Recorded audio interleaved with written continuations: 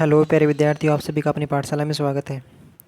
आज दिनांक 30 जुलाई 2021 का इस्माइल का जो गृह कार्य है कक्षा 7 में सामाजिक विज्ञान विषय का आया है और पुस्तक है हमारा पर्यावरण वाली। इसका तीसरा अध्याय चल रहा है जिसका दूसरा वीडियो है हमारी बदलती पृथ्वी। इसका टॉपिक है भाग 2। आज दूसरा वीडियो है इसलिए भाग 2 हो गया। भूकंप का टॉपिक है। भूकंप से संबंधित बातों को अपन पढ़ेंगे इस पाठ में। कक्षा 7 का गृह कार्य है।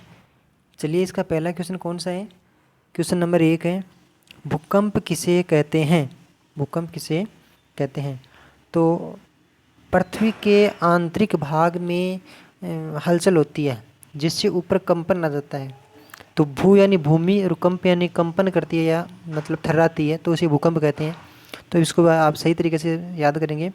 स्थल मंडलीय प्लेटों के गति करने पर पृथ्वी की सतह पर कंपन होता है। यह कंपन पृथ्वी के चारों ओर गति करता है। इसे क्या कहते हैं, भूकंप कहते हैं। इसे क्या कहते हैं, जैसे मान लीजिए पृथ्वी है तो पृथ्वी के आंतरिक भागों में हलचल होती है, चट्टानें टूटती गिरती हैं, आपस में टकराती हैं कहीं से।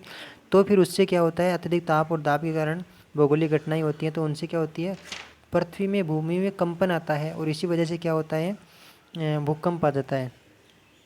क्वेश्चन नंबर 2 है इसमें, भूकंपीय तरंगे कितने प्रकार की होती हैं। भूकंपीय तरंगे कितने प्रकार की होती हैं, तो इसका नोट कर लीजिए आप उत्तर।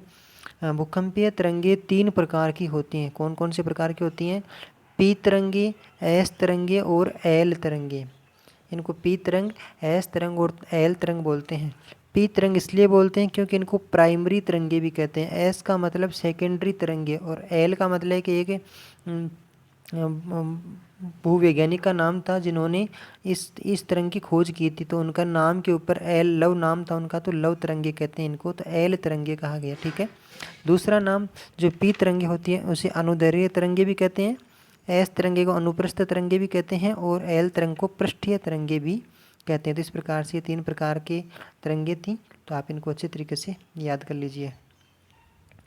क्वेश्चन नंबर 3 है, भूकंप किस यंत्र से मापा जाता है। भूकंप किस यंत्र से मापा जाता है। तो आपको ये ध्यान रखना है, यंत्र का नाम पूछे तो सिस्मोग्राफ यंत्र बोलना है। क्या बोलना है, सिस्मोग्राफ। इंग्लिश वर्ड लिख दिया SEISMOGRAPH, सिस्मोग्राफ हो गया। हिंदी में बोले तो इसको भूकंप लेखी बोलते हैं। इसी को क्या बोलते हैं, भूकंप लेखी। किस यंत्र नामक यंत्र से मापा जाता है। भूकंप किस यंत्र से मापा जाता है, तो क्या बताओगे आप, सिस्मोग्राफ यंत्र से।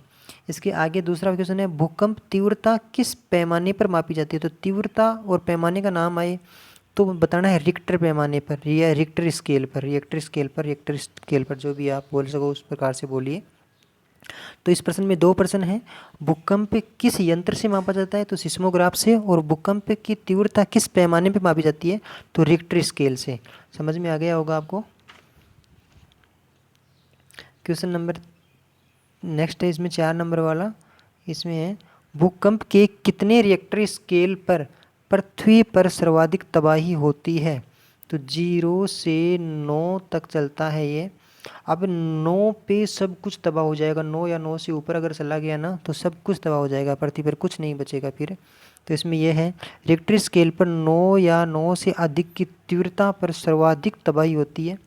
और अगला क्वेश्चन इसमें क्या पूछा है इसने, क्वेश्चन में नेक्स्ट क्वेश्चन है,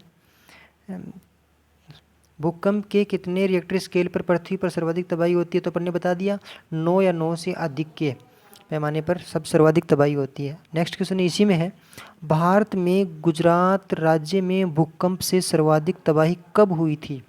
तो 26 जनवरी 2001 के दिन, 26 जनवरी जिस दिन अपन गणतंत्र दिवस में मनाते हैं, सुबह सुबह का टाइम था, लगभग 6 बजे से 7 बजे के टाइम के बीच में ही। उस टाइम में सभी लोग गणतंत्र दिवस की तैयारियां कर रहे थे अपने अपने स्कूल में, और अचानक सुबह के टाइम में भूकंप आ गया था 26 जनवरी 26/1/2001 को।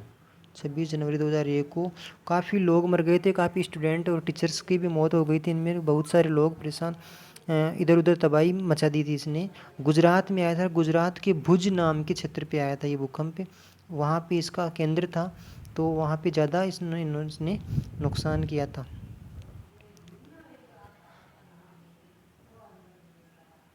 सॉरी, ये टाइम कैंसिल एक बार।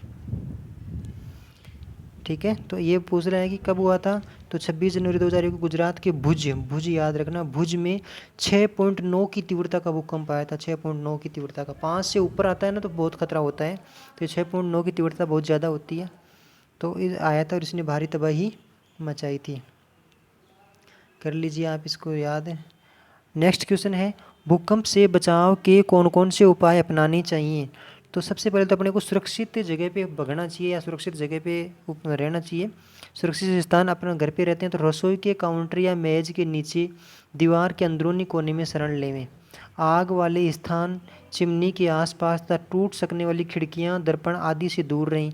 शरण लेवें तो अपन किसी ऐसे स्थान पर शरण लें जहाँ पे मजबूती हो और कुछ टूटने वाली जगह हो, जैसे मान लीजिए आग लगने वाली जगह हो, कोई चिमनी हो, भट्ठी की चिमनी हो या और कोई चिमनियाँ हो जहाँ पे आग संबंधित कार्य होता है, तो टूट सकने वाली खिड़कियाँ आदि हो, दर्पण हो, तो इस जगह पे नहीं होना चाहिए। अपने को साइड में रहना चाहिए। अपने दोस्तों को या अपने पारिवारिक सदस्यों को या अपन जहीं पर भी हैं, जहाँ कहीं भी हैं, तो वहाँ पे उपस्थित जो लोग हैं उनमें अफरा तफरी नहीं बचाएं, जबकि जागरूकता फैलाएं और विश्वास दिलाएं कि अपन उस समस्या का सामना बिल्कुल मिल कर के करेंगे।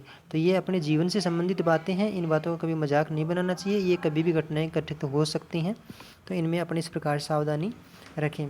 चलिए, आज की वीडियो में इतने ही 5 क्वेश्चन थे। धन्यवाद आप सभी का। उम्मीद करता हूँ आप पूरा देखेंगे और पूरा प्रश्न याद करेंगे। अगर आपको समझ में आए और अच्छा लगे तो मुझे ज़रूर बताना। आप सभी का धन्यवाद। ठीक है, ओके।